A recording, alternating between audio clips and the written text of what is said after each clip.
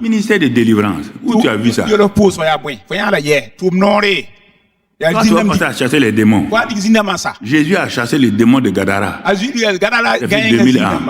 Les démons de Gadara n'ont pas même eu un an de plus. Il n'a pas d'anniversaire. Tu entends?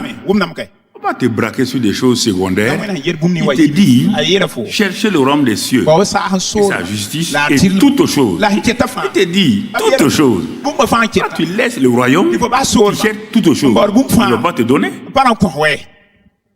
C'est pourquoi la vie chrétienne est mitigée.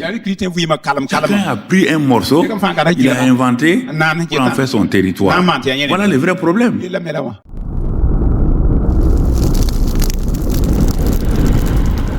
Les chrétiens ont vécu une vie chrétienne très artificielle.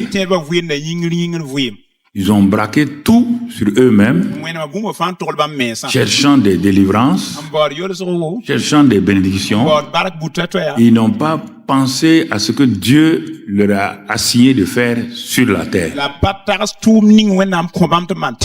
Interroge beaucoup de chrétiens pourquoi ils sont sur la terre, ils ne savent même pas. Pour eux, c'est une religion où il y a un grand Dieu qui exauce les prières des gens.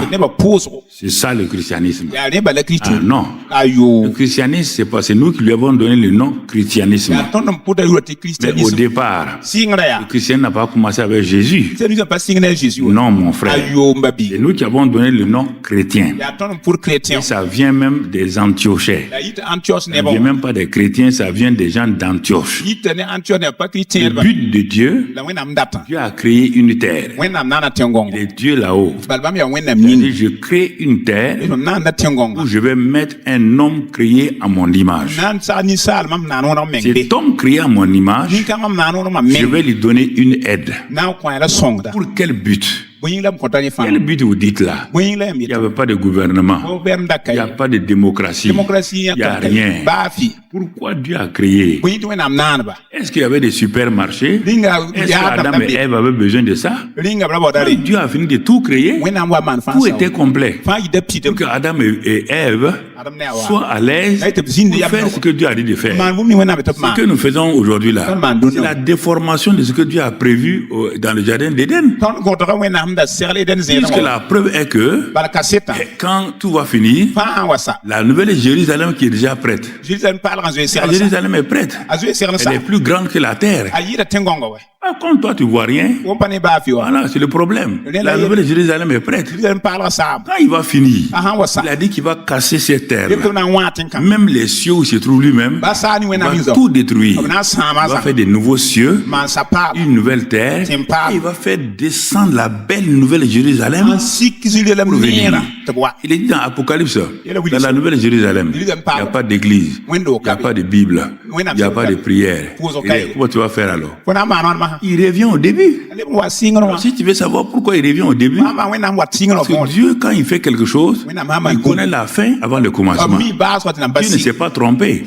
Ce sont les hommes qui ont retardé donc ce que Dieu devait faire. Donc, Dieu n'a pas un plan B.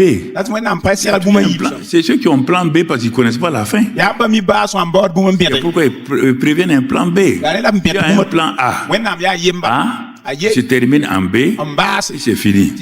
Alors donc, si tu sais ça, et que tu es chrétien, apprends à savoir que ce n'est pas parce que tu es sur la terre là, tu as prié, tu as eu ça, tu as eu ça, tu as eu ça, que tu es chrétien. Non. Non. As-tu fait la volonté de Dieu?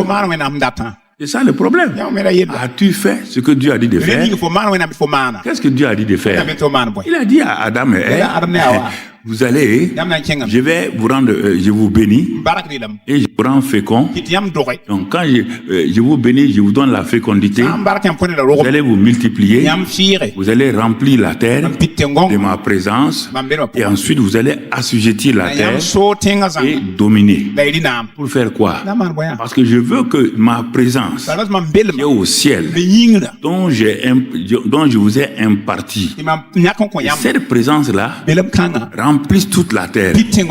Comme j'ai dit, j'ai créé le ciel pour moi, j'ai créé la terre pour vous. En ce temps, il y a une relation étroite. Que ma volonté qui est faite au ciel là, doit se faire sur la terre. C'est pourquoi quand les gens ont dit apprends-nous à prier, on n'a pas dit non. La première de la prière, c'est d'abord Dieu. Il dit que ton nom soit sanctifié, que ton règne vienne, et que ta volonté soit faite sur la terre comme au ciel. Il a donc d'abord mis ce que Dieu voulait. Il dit, mais comme vous avez des besoins et que actuellement Satan n'est pas attaché, maintenant la deuxième partie de votre prière, dites-moi de vous donner chaque jour votre pain quotidien. C'est votre corps. L'esprit adore, le corps loue parce qu'il reçoit. C'est pas fini. Troisième partie, il y a un ennemi qui va essayer de vous assaillir. Il rôde autour de vous. Dites-moi de vous aider dans votre prière pour que chaque jour, que les plans de Satan là soient annulés. Ne nous soumets pas à la tentation, mais délivre-nous du malin. Voilà la prière. Voilà la prière. Non, donne-moi une voiture ici. C'est quoi? Il a dit, si tu fais ça, lui, tout ce que tu veux là, lui te donne.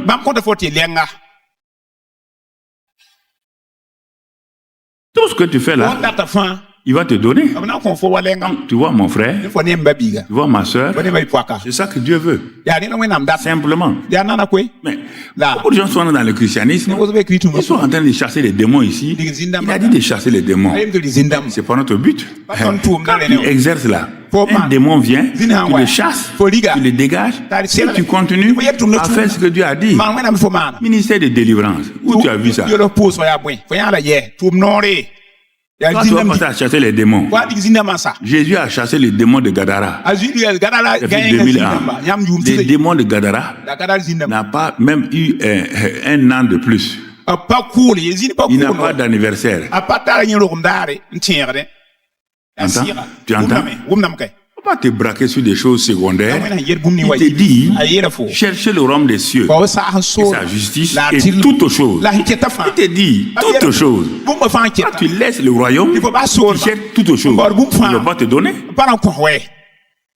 C'est pourquoi la vie chrétienne est mitigée. Chacun a pris un morceau, il a inventé pour en faire son territoire. Voilà le vrai problème. C'est pourquoi ça ne marche pas. Les gens viennent, on leur promet des choses, mais ils ne veulent pas suivre la parole de Dieu. Quand tu dis à un chrétien qui est allé là-bas, on a prophétisé sur lui. Et comme Dieu a utilisé la prophétie comme un appât, Dieu est intelligent.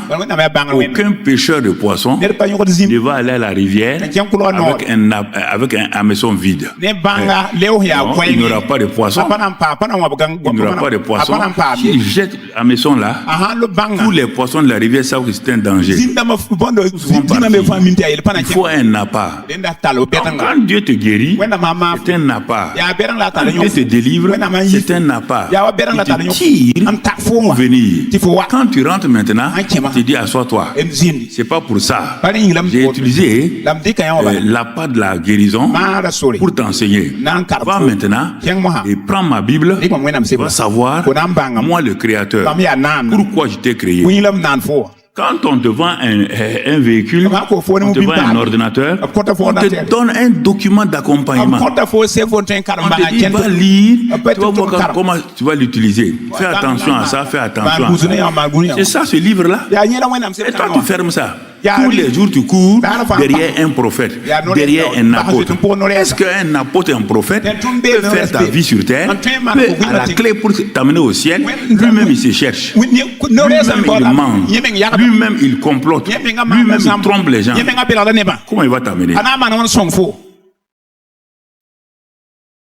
Mais regarde-moi, quand je te dis ça là, je suis parmi ceux-ci là. Pourquoi je parle de ça? Je vais être honnête avec vous.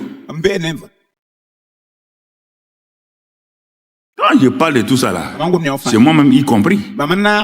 Pourquoi je fais attention? Je ne peux pas tromper les gens et puis aller marcher devant Dieu. Dieu va dire, mais regarde, comment tu as trompé cette personne? Elle se trouve en enfer, où elle est? Tu as trompé telle personne, où elle est? Il dit, je te demande leur sang.